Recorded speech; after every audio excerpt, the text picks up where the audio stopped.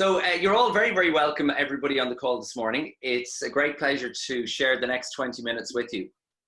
And as Jura said, there has been a shift, there has been a change, there has been a different approach since the announcement was made, certainly in Ireland. And what we're going to look at today is a little bit of a recap on what is it that's going on in people's minds, but also what stages are we going through? Because the one thing you can be absolutely sure is things are cyclical. They tend to go round in circles. So we get small circles of things, bigger circles of things. And today we're going to talk about something called Sarah. So more about that in a minute. So I'm going to share my screen with you and hopefully you'll be able to see it. So you might just let me know if you can see the screen okay. Maybe put a hand up on the, or say okay on the chat. Yeah, people can see it. Fantastic. Brilliant. So what we talked about on our first call was the fact that everything always gets better. And what we're already starting to see is that stock markets have started to bounce back. This is really, really positive news. And as Jera said there, the sentiment in the market is that people are starting to hire again, business will come back, but it will come back differently. And this is the really, really interesting thing, is that there are certain sectors that are going to behave in radically different ways. Some will become the sectors of the strongest and the biggest. Some will become sectors of entrepreneurs. And it's really, really interesting to think about where is your business in its particular sector.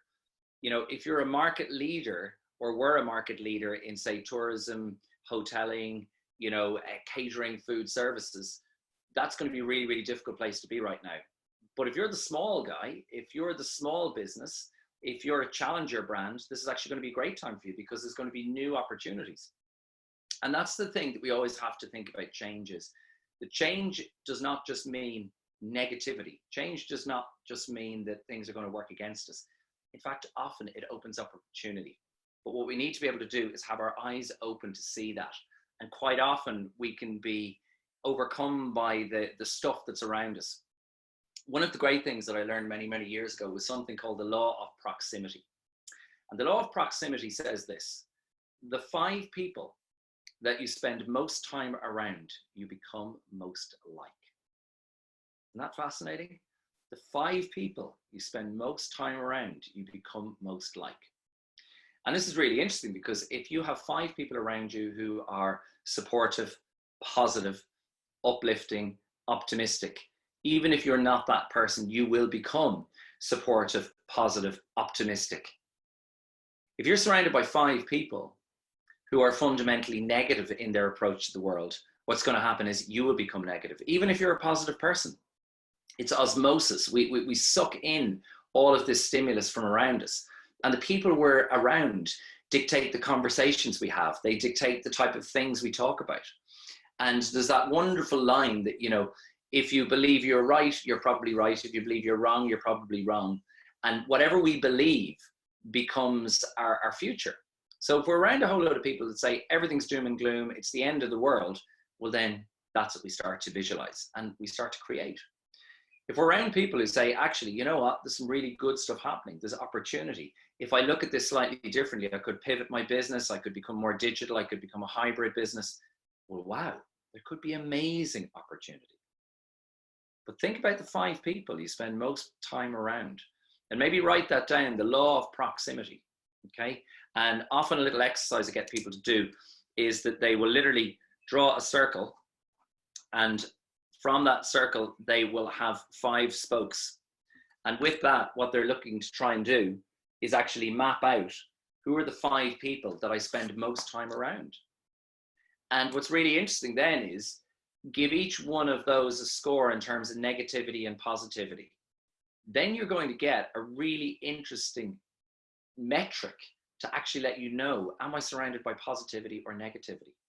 And that's going to affect your psychology in a massive way. What we saw as well is that this pandemic essentially will have 3 phases: survive, sustain, and surge. We're starting to move towards the end of sustain. That's why we'll see a little lift in energy as people see the lockdown, as we're calling it, is coming towards an end. But the next phase that's going to happen is surge, okay? And surge is when things start to get back to normal. What was really interesting was during the SARS epidemic in Asia, an awful lot of businesses went into a semi-hibernation. You know, they put their factories in mothballs, the supply chains shut down, et cetera, et cetera. But then as soon as business started coming back, it came back faster than anybody expected. And most people weren't ready. It's interesting talking to a few employers that one of the big challenges over the next few months is going to be actually anxiety of people returning to work. So people have become so conditioned and almost institutionalized about staying at home or being in a home environment that actually the thought of going back into a business environment is actually freaking them out a little bit. And it's like suddenly we're going to have a huge number of people who are also going to be behaving almost like there's an OCD, because obviously we're all afraid of the virus. We're afraid of catching it. So that's something to be really, really mindful as a business leader or as somebody who's in a business, is how are we going to handle those phases as we come back into surge? Surge for some people is going to mean a radical change in their business. So if we look at some businesses, as we said, they're going to be massively propelled upwards. Other businesses are going to have to change radically so they don't drop down. How are you preparing for that surge? Are you having that conversation with your colleagues?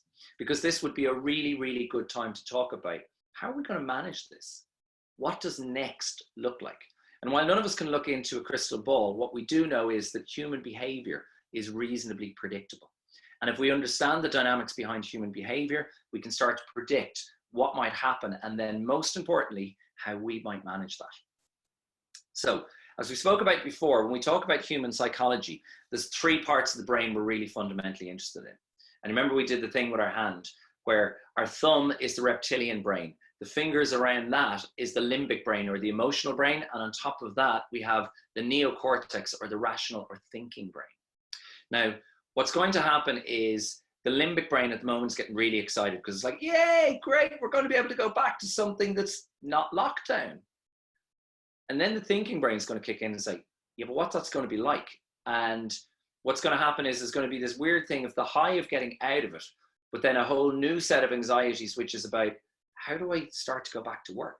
How do I start to manage in this new world? What's it going to be like? I thought Zoom calls were maybe just for this pandemic, but not actually for the whole time.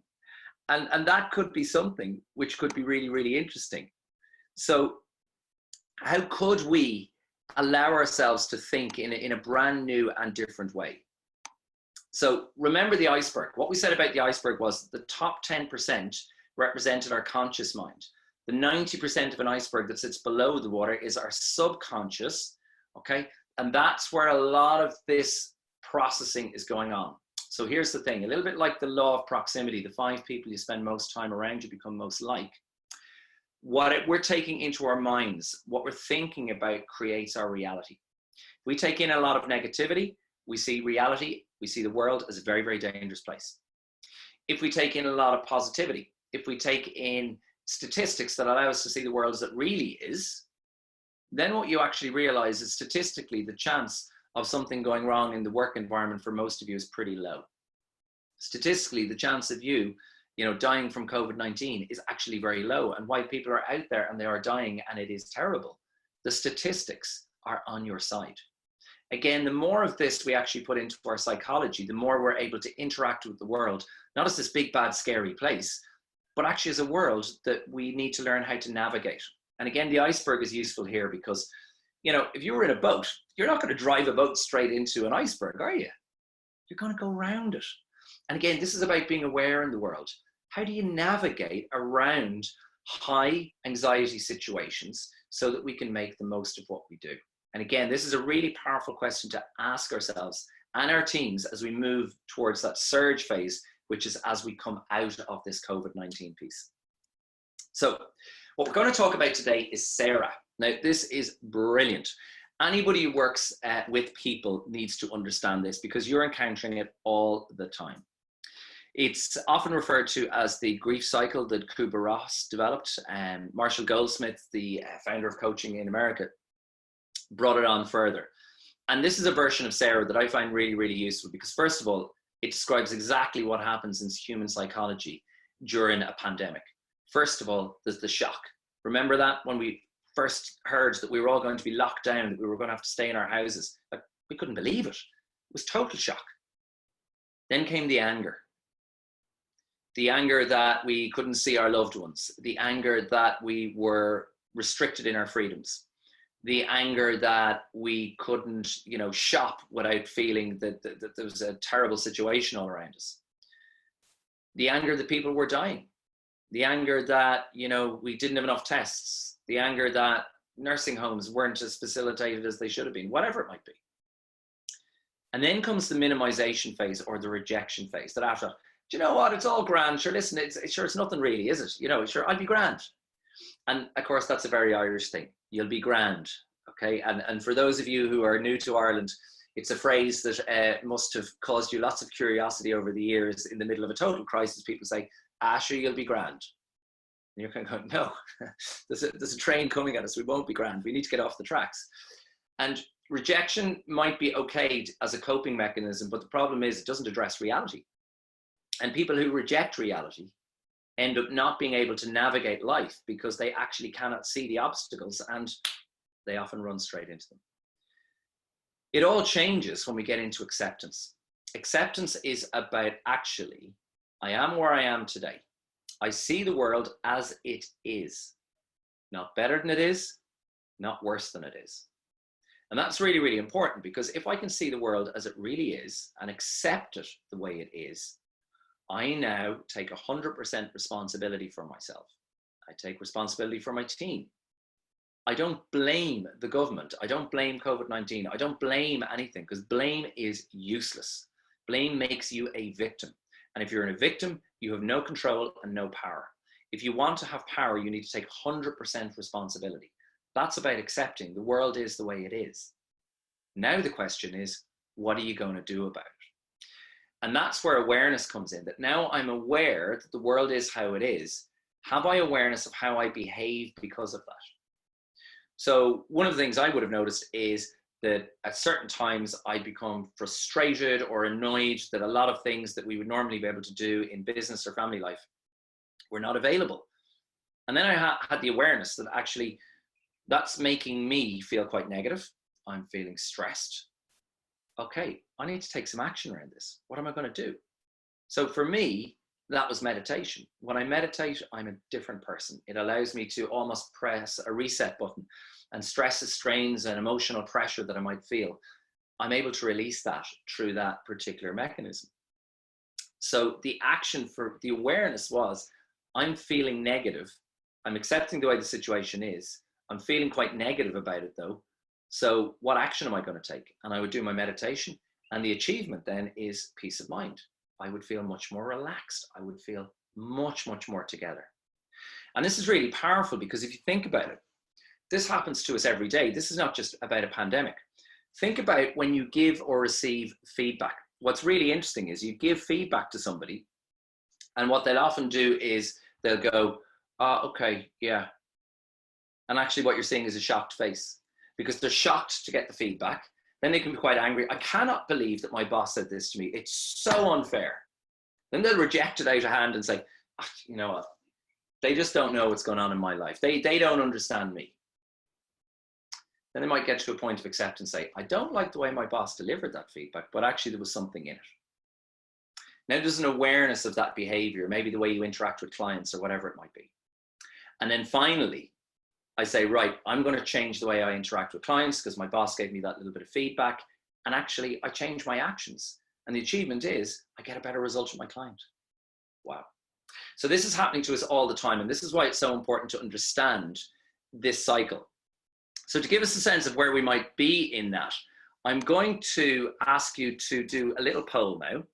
And we're going to see, where do we feel we are at right now in terms of how we're feeling today? You know, so are we in a place where we're feeling a little bit shocked still? Are we angry at the situation? Have we rejected it? Are we pretending that this stuff is not really going on? Are we in a place where we are aware of our behavior? Have we moved to awareness? Are we at action? Are we taking practical action at the moment? Or are we achieving? So hopefully you can see that poll on your screens there. And if you just vote as to where do you feel you're at the moment? Again, it's an anonymous poll. Tell us how you're really feeling. There's no right or wrong answer. Okay? So where do you feel you're at? Are you at shock, anger, rejection, pretending it's not happening, acceptance? By the way, sadness can come with acceptance. There's a sadness that, you know, it's pretty sad that the world is the way it is. Am I more at awareness, which is more around a sense of, I've now become quite aware about how the situation is affecting me, and I'm really thinking about my behaviors at this moment in time, and behaviors are key. Am I aware of my behaviors, how these stimulations of the situation we're in are producing behavior in me? Am I at an action stage? Have I decided that actually I'm very, very clear about what I'm doing here and I'm going to take action? What about achievement? Do I feel actually I've got to the end of this and actually I'm achieving great things? Is that what's happening for you? And what's really interesting is that whatever stage you're at, what you're looking to do next is to say, okay, how do I get to the next stage? And that's really the key thing, is it doesn't matter where I am right now in this particular line of emotional states. The question is, how do I get to the next one? So I'm going to end the poll and share that with you. So isn't this really interesting to see where we're at? So hopefully you can see the poll shared there. And what you will see is that a huge number of you are in a place where you're at that awareness.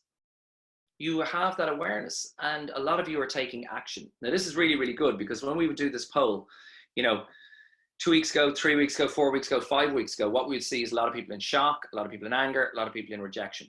And this is really, really good, because what it means is there's a really big shift towards looking and behaving in the world in a different way. Now, this is great because it means that the curve is starting to come back up. We're feeling more positive about life, and that's really, really powerful. So again, it might be interesting just to take a note and potentially just write that down on your notepad. You know, Sarah, S-A-R-A-A-A-A. Okay, so Sarah, as I often say in my workshops and seminars, and I say, no, it's not a speech problem I have. It is Sarah. Shock, anger, rejection, acceptance, awareness, action, and achievement. Once you know this, you have a roadmap to how you get to the next state. If you're managing people, you can also understand where they are at. And by the way, this is more like a circle than a straight line, because what happens is we could be at action, awareness, or even achievement, and then another crisis hits. Suddenly, you know, something happens in the economy we weren't expected. Does a shock, and we go right back to the start again. So don't be surprised if you find yourself shocked, angered, or into a rejection phase if something is happening. This is okay. It's a natural human way to actually process things. Here's the thing that's important though.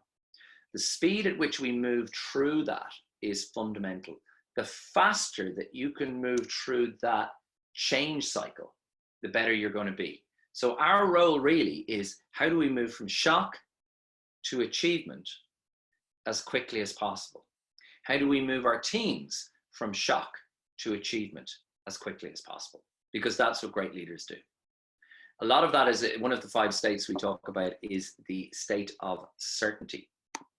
The state of certainty is really, really important, because what that ultimately does is, as a leader, you create the framework for people to have certainty so that they can go about their lives. You know, those of you who've studied Maslow will remember Maslow's hierarchy of needs. And at the very bottom, he had, you know, light, food, heat, shelter. They were the first things that people need.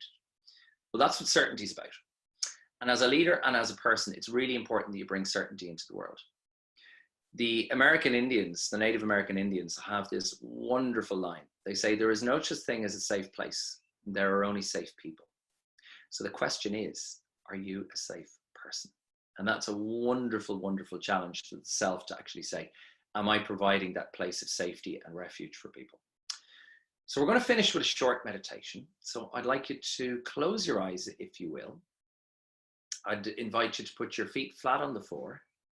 Put your hands on your knees. Close your eyes. Drop your shoulders. And allow yourself to take in a nice, deep breath. Nice, deep breath. Just notice the quality of your breath this morning. Notice how it comes and goes. And again, to energize ourselves, we're going to think about a 4-part breath. We're going to take a nice deep breath in. And what we want to do is we want to, like pouring a jug of water into a glass, we want to fill from the bottom upwards. So my lower belly, I want to fill first. Upper belly, chest, all the way up to your collarbones.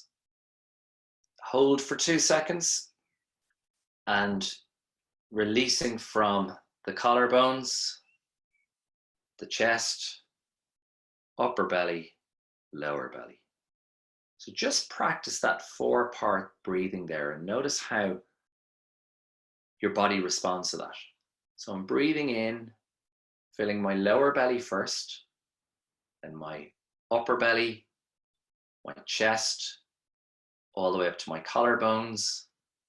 Hold for 2 seconds. And I'm going to release the opposite way. Collarbones go down, chest goes down, upper belly goes down, lower belly goes down. Just practice that breathing for a moment there. And as that comes and goes, I want you to picture a mountain. Any mountain you like. So bring into your mind the awareness of a mountain. It doesn't move. It's unfazed by whatever weather throws at it. It could be wind, it could be snow, it could be sun. Doesn't matter what's going on. The mountain is eternal. And feel now as if your feet are anchoring deep down into the earth. But just like a mountain, you have that stability, that security, that certainty. Feel what it feels like to be certain. Feel what it feels like to be deep down, sure, grounded. And all the time your breath is coming and going, allowing you to feel that grounding quality of really being present. And when we're really present, we're certain because we're alive, we're breathing. That's the most certain thing in the world. You're either breathing or you're not. That's the greatest level of certainty that any human being can have. If we're breathing, we're alive. If we're not, we're not. Allow that breathing to deeply ground you and bring in that feeling of certainty, of groundedness. Think of the mountain. It can weather any storm. Nothing can affect it. That's you. Inside you have your own mountain, and that gives you stability and security. And the more you allow yourself to relax and ground yourself, the more capable you are of dealing with the world in its many different iterations.